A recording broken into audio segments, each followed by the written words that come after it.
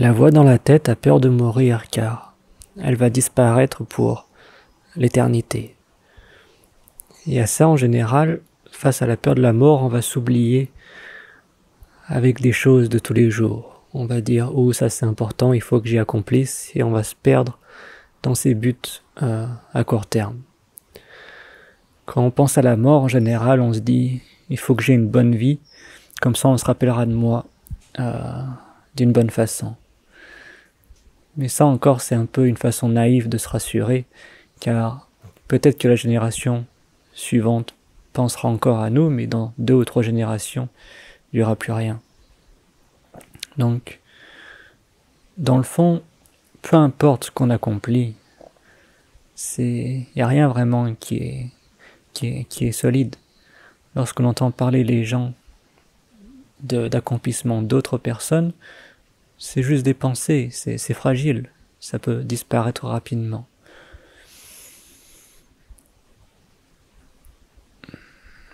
Mais du coup, sur ce chemin, au début, quand on est vraiment avec la pensée, la mort fait vraiment peur.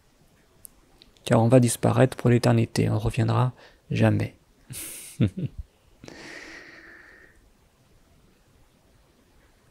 Et petit à petit, ce qu'on réalise, c'est que la mort, c'est qui on est déjà. Ce silence, ce vide, c'est qui on est.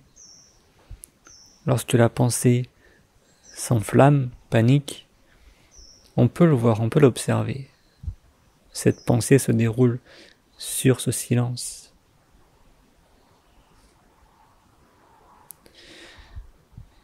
Et petit à petit, la chose qu'on réalise, c'est que c'est pas un petit moi qui va sombrer dans la mort pour l'éternité. Mais c'est qu'on est la mort, c'est que ça bouge pas. On est ce silence, et tout danse sur ce silence. Mais d'une façon désintéressée, c'est juste un partage, c'est juste une danse, c'est juste une création. Si on réalise ça, alors on se laisse porter. Donc c'est ce que j'appelle la danse du silence.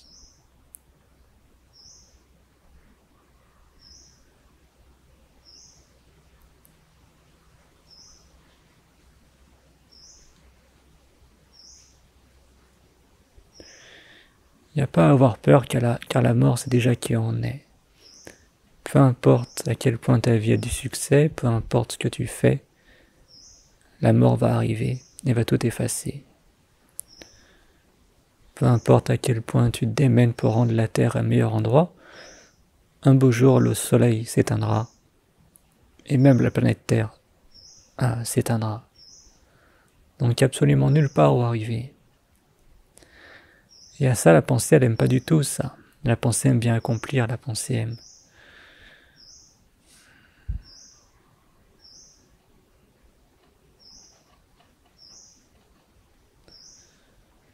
Mais notre perception de la pensée est vraiment limitée. La pensée est très limitée. Et il y a une chose beaucoup plus vaste que ça. Car lorsque tu retouches à ton essence, le silence, et que tu vois la pensée se dérouler, tu te rends compte qu'en fait, peu importe la pensée, aussi belle, aussi ingénieuse qu'elle soit, c'est juste une pensée. C'est vraiment limité. C'est pour ça qu'après, on met un peu de côté cette recherche de trouver le sens de la vie et d'articuler un sens à la vie, car il y a quelque chose de beaucoup plus vaste que ça. Et c'est en dehors des pensées. C'est une fois qu'on voit ces pensées passer, danser.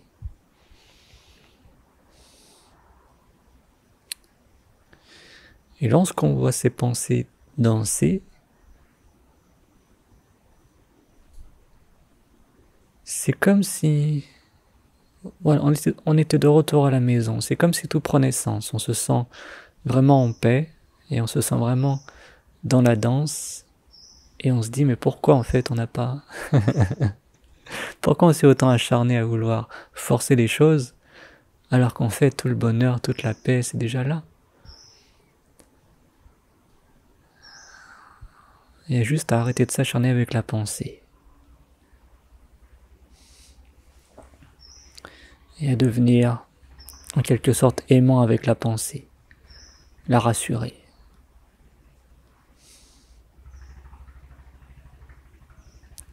Lorsqu'on rassure la pensée, elle se calme. C'est comme un jeune enfant où la mère va rassurer le jeune enfant pour qu'il arrête de pleurer. Dans le fond, l'ego, c'est la même chose, peu importe après l'âge qu'on a, qu'on ait 20 ans, 30 ans, 40 ans, 80 ans, 90 ans, cette pensée, c'est toujours le jeune enfant qui est un peu paniqué, qui se sent limité au milieu de ce grand monde et on ne sait pas vraiment ce que c'est tout ça. Et tout est tellement fragile.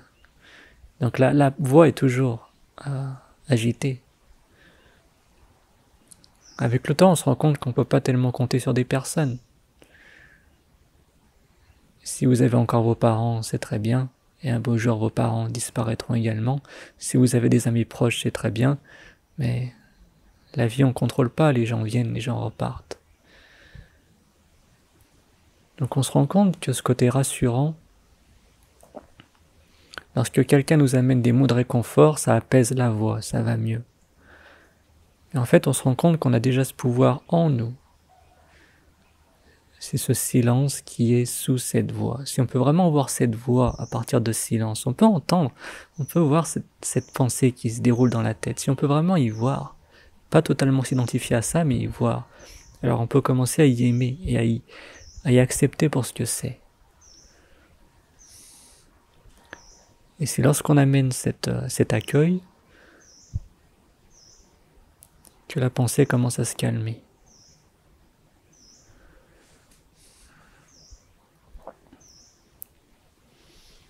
Donc toutes les images dans les religions du Dieu qui va réconforter, toutes ces choses-là, je ne sais pas pourquoi je pense à la Vierge Marie et toutes ces choses-là, c'est exactement ça, c'est que ce Dieu, et comme on le voit aussi, c'est qu'il est déjà en nous. Qu'il est déjà en nous, ce Dieu, c'est ce silence. Ce silence, il est total, il est pur amour. Peu importe ce qui se passe sur l'écran de la conscience, peu importe ce qui se passe sur cette danse, sur le silence, ça y accueille. Et ça, c'est la sagesse la plus profonde.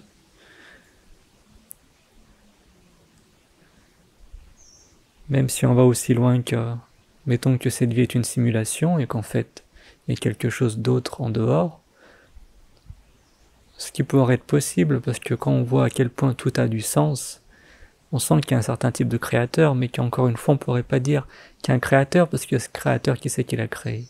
Donc, on ne peut pas y raisonner avec la tête, mais il y a un entre-deux. On peut sentir que cette vie est quelque chose qui est en dehors. Mais que même si on savait ce qu'il y avait en dehors, ça n'a pas d'importance, parce que même si tu te retrouves en dehors, comment tu sais que tu es en dehors? C'est parce que ça prend place sur l'écran de la conscience, ça prend place sur le silence. Donc ce silence, c'est le grand Dieu, c'est la source. Si tu réalises vraiment ça, alors après tu danses tout simplement. En ce moment, ce corps et esprit danse sur cette planète qu'on appelle la Terre. Ben voilà.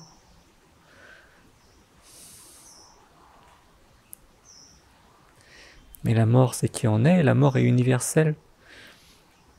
Dans le sens où chaque jour, chaque matin, tu pourrais te réveiller dans un corps différent, tu n'aurais aucune idée. Pourquoi? Parce que tu aurais la même mémoire. Cette mémoire, cette pensée qui crée ce petit moi, c'est lui qui crée ce sentiment de séparation. Mais en réalité, il n'y a rien de tout ça. Il n'y a pas vraiment d'entité séparée. Chaque matin, tu pourrais te réveiller dans un corps différent, tu ne t'en rendrais pas compte. Parce qu'il y a la même mémoire, les mêmes pensées qui diraient leur narratif. Le narratif paraît vraiment séparé. Mais si tu vas à la source du narratif, c'est le silence. Il n'y a rien. Ces corps esprits dansent, ces feuilles dansent, ces insectes dansent, tout est en train de danser, mais ça danse d'une façon autonome. Ce corps humain parle de cette façon-là parce qu'il est fabriqué de cette façon-là, l'oiseau chante de cette façon-là parce qu'il est fabriqué de cette façon-là. Mais pourquoi l'oiseau il chante comme ça? Il n'en sait rien, il chante et puis c'est tout. Pourquoi la fourmi elle va là-bas? Elle n'en sait rien parce qu'elle sent qu'il faut qu'elle aille là-bas. Mais que ça, c'est autonome, ça va tout seul. Tout va tout seul, c'est une grande danse. Si on réalise ça, que cette grande danse, il n'y a rien vraiment de séparé, mais que ça danse. C'est là qu'on se laisse porter, et c'est là qu'il y a une sorte de gratitude pour le miracle qui est en train de se passer.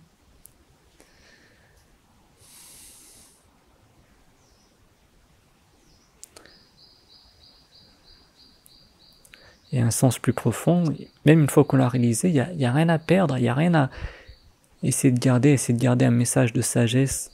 Ça faudrait l'éduquer aux autres et machin et tout ça, parce que tout ça, encore une fois, c'est juste la danse. Réalise juste qui tu es vraiment, ce silence. Et à partir de là, tu laisses les choses faire. Ton corps-esprit répondra d'une façon spontanée à ce qu'il faut faire. Il n'y a pas à s'inquiéter pour ça, il n'y a pas trop à réfléchir.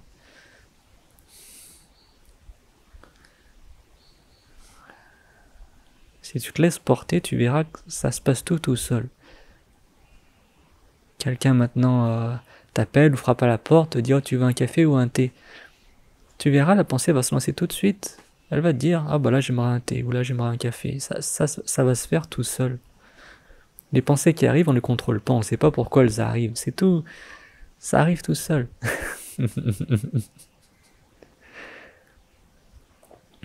Si on réalise ça au plus profond, alors on laisse la danse se faire.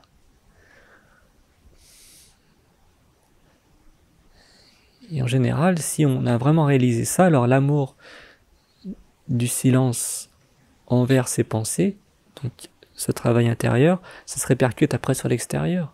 C'est pour ça qu'après il y a une écoute envers les personnes avec qui on parle. Après, il y a naturellement un côté aimant et à l'écoute. Mais que ça n'a rien à voir, c'est pas non plus c'est pas de la psychologie, c'est pas une façon de se comporter. Parce que parfois, quand on parle de cette façon-là, on pourrait dire, faut dire oui à tout le monde, faut être aimant avec tout le monde. Mais parfois, non, il faut mettre des barrières, il faut dire qu'on n'est pas d'accord.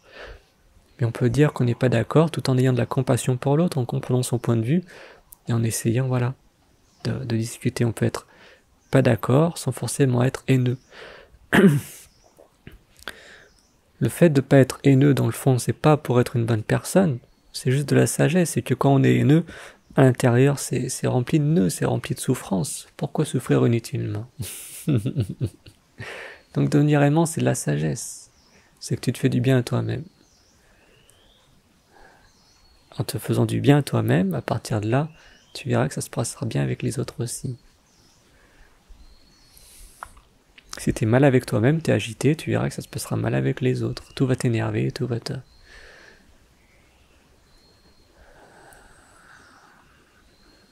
Le truc pour réaliser ça, ce silence, c'est à toi de le voir au fond de toi. C'est à toi de voir cette pensée défiler. C'est à toi de lâcher prise. Personne ne peut le faire pour toi. Il n'y a aucun sauveur. Parfois tu vas entendre des clés qui vont te faire tilt, qui vont te rappeler qui tu es vraiment. Et à partir de là, c'est à toi de regarder.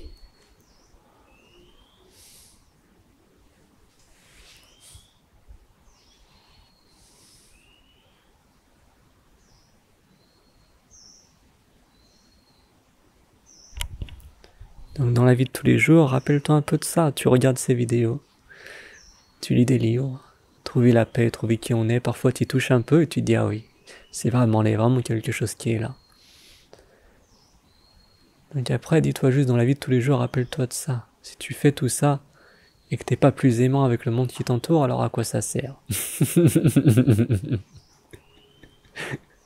Deviens pas un critique, deviens pas oh lui il a de la sagesse, lui il a pas de sagesse. Ça c'est du conflit, c'est la pensée. Donc reviens toujours à la compassion. Si tu regardes ces vidéos, que tu lis des livres, que tu t'intéresses au zen et toutes ces choses-là, au bout du compte, voilà. C'est pour être un être plus aimant, plus en paix.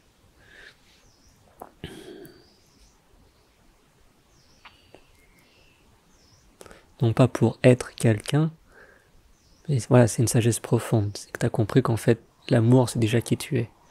Une fois que tu as laissé la pensée de côté, qui est toujours à s'agiter, à paniquer, alors tout ce qui reste, ça, c'est une écoute, c'est un amour, c'est essayer de comprendre les autres et essayer de faire que ça marche ensemble. On a tous nos points forts, tous nos points faibles. Et le truc, c'est avoir la clarté d'esprit d'y voir et de mettre ses forces ensemble.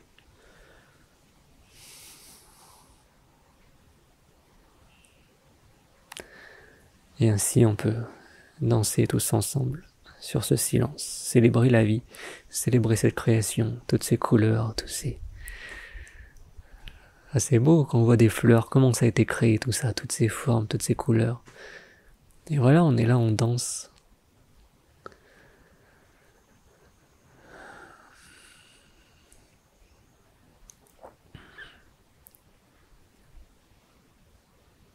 Essaye plus de comprendre les choses avec la tête, la vie est bien plus grande que ça. Lâche prise sur cette pensée, y a rien à comprendre avec la pensée.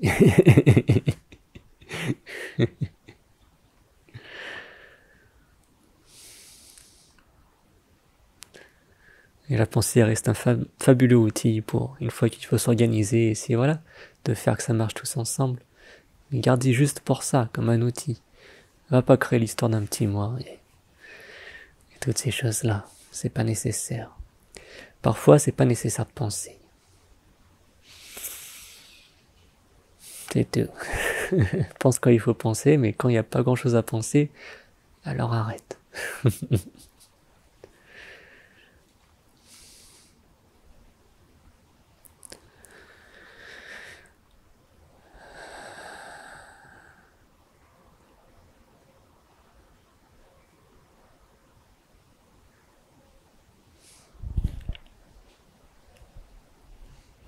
Ok, merci.